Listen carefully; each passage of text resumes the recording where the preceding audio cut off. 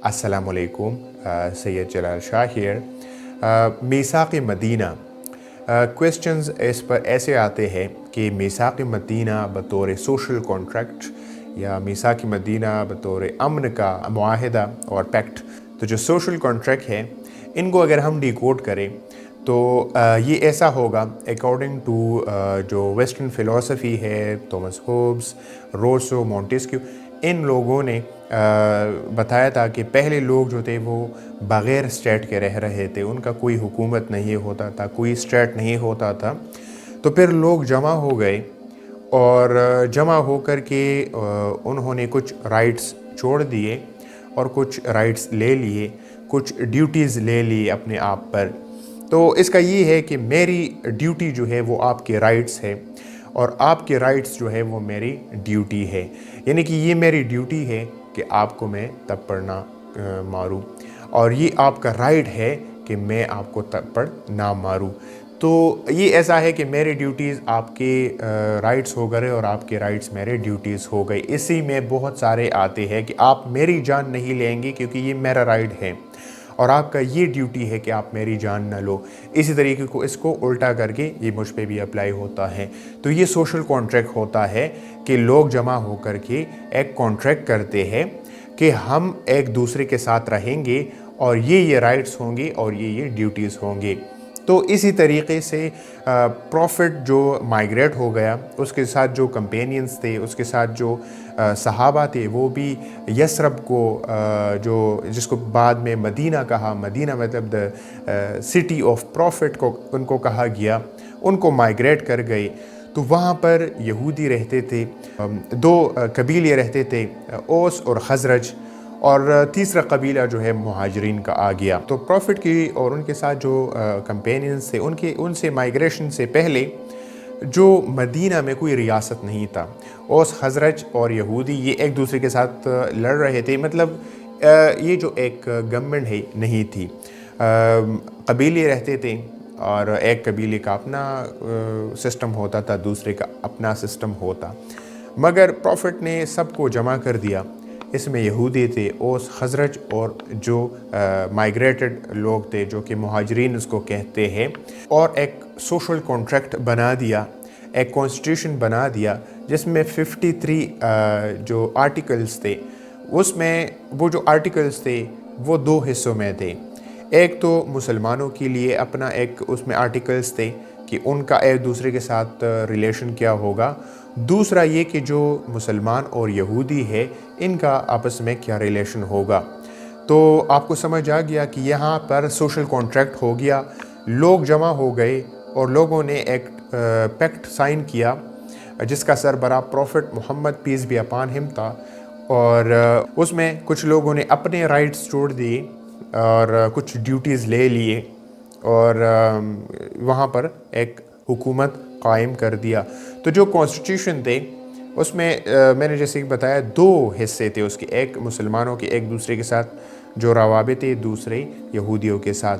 तो पहले हम डिस्कस करते हैं कि जो आर्टिकल्स है वो मुसलमानों के दरमियान जो थे। तो पहला ये था कि मुसलमान रज़ाकार अपने आप को समझेंगे कि वो वेलफेयर के लिए काम करेंगे, अगर किसी को ज़रूरत पड़ी तो वो फ्री में उनको अपनी सर्विस प्रोवाइड करेगा।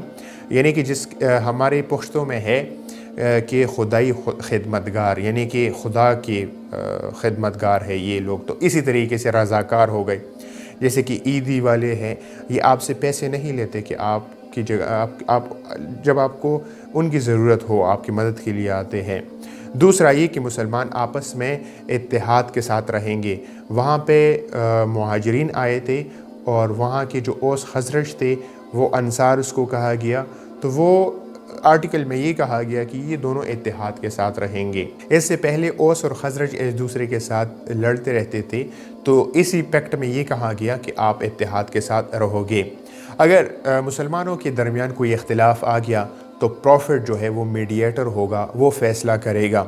और जो मुसलमान हैं सारों की हुकूक जो है वो इक्वल होंगे, मसावी होंगे और सब जो है वो फ़ौज में हिस्सा लेंगे। अगर कोई हमला करता है या फिर यहाँ से कोई जंग के लिए जाता है तो ये नहीं होगा कि मैं आर्मी का हिस्सा हूँ या नहीं हूँ। بلکہ سارے مسلمان جو ہے وہ فوج کا حصہ ہوں گے جو جوان ہوتے ہیں یعنی کہ.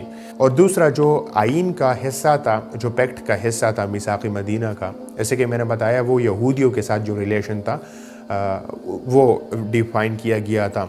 تو اس میں آرٹیکلز یہ تھے کہ لا اکراہ فی الدین والا تھا، کہ ان کو مذہبی آزادی تھی، وہ اپنے جو ان کی عبادت گاہیں تھے وہ جا سکتے ہیں. اور اس کے دفاع کے لیے جو ہے یہودیوں پر لازم ہے کہ وہ مسلمانوں کے ساتھ شانہ بشانہ وہ دشمنوں کے ساتھ لڑے.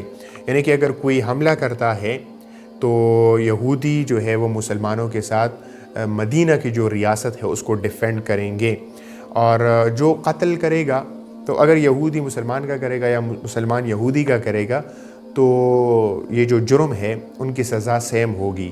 تو یہ ہے کہ اگر کوئی مسلمان یہودی کو مارتا ہے یا یہودی مسلمان کو مارتا ہے تو پہلے ان کی جو فیملی ہے، ورثاء ہے، تو ان سے پوچھا جائے گا کہ اگر کوئی وہ معاف کرتا ہے. اگر وہ معاف نہیں کرتا تو پھر وہ جلات اس کو کہتے ہیں، ان کے حوالے کرتا ہے، یعنی کہ ختم کرنے کے لیے وہ قتل کے بدلے قتل، وہ پھر وہ قتل کر دیا جائے گا. اور اگر یہودیوں پر کوئی حملہ ہوتا ہے تو مسلمان بھی ان کے ساتھ ڈیفنس میں لڑیں گے. یہ بھی تھا، یعنی کہ جیسے یہودی مسلمانوں کے ساتھ لڑیں گے شانہ بشانہ اگر کوئی دشمن آتا ہے، تو اسی طریقے سے اگر کوئی یہودی قبیلے پر کوئی بھی حملہ کرتا تو مسلمان اس کی ڈیفنس میں آتے اور یہودیوں کے ساتھ شانہ بشانہ یہودیوں کے دشمنوں کے ساتھ لڑتے. اور یہ بھی تھا کہ جو یہودی ہے وہ مسلمانوں کے دشمنوں کے ساتھ نہیں ملیں گے، اس کے ساتھ اتحاد نہیں کریں گے، اس کے ساتھ مل کر کے مسلمانوں کو نقصان نہیں پہنچائیں گے، یعنی کہ جو قریش تھے. اور یہودی اور مسلمان کے درمیان کوئی مسئلہ آ جاتا ہے تو میڈیٹر، فیصلہ کرنے والا پروفٹ ہوگا. اور یہودی اور مسلمانوں کا مشترکہ فوج کا سربراہ جو ہے وہ پروفٹ ہوگا. اور مدینے کے اندر اگر یہودی اور مسلمان ایک دوسرے کے ساتھ لڑتے ہیں یا مسلمان ایک قبیلہ دوسرے مسلمانوں کے ساتھ لڑتا ہے تو یہ لڑنا جھگڑنا حرام ہے. تو یہ تھے کچھ آرٹیکلز، سب تو 53 تھے لیکن جو امپورٹنٹ تھے وہ یہ تھے. اور اس میں بہت سارے آرٹیکلز امن کی بھی ہے کہ یہودیوں کے ساتھ امن قائم کیا. اوس خزرج اپنی ایک دوسرے کے ساتھ لڑ رہے تھے، وہ جو ہے ان میں صلح کرا دیا، اس کو ایک کروا دیا اور ایک امن کا معاہدہ کروا دیا. اور یہودی مسلمان ان سب کو، یہ بھی پہلے لڑتے رہتے تھے تو ان کو بھی ایک امن کا معاہدہ کر دیا، ان کو بھی امن کی طریقے سے ایک گورنمنٹ قائم کر دیا. وہ ایک سوشل ویلفیئر پر تھا اور یہ ایک سوشل کانٹریکٹ تھا. یعنی کہ اس میں بہت سارے ایسا ہے کہ کوئی قتل نہیں کرے گا، یہ ہر کسی کا رائٹ ہے کہ وہ زندہ رہے اور دوسرے کی ڈیوٹی ہے کہ وہ ان کو قتل نہ کرے. قتل کی سیم سزا ہوگی، ایکویلٹی ہے، فوجی خدمات جو ہے وہ سب کریں گے. تو اسی طریقے سے ڈیفنس اور سب کچھ ہو کر لیا اس میں.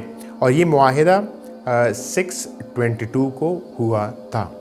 So I think that was it for today and see you next time. Khuda Hafiz.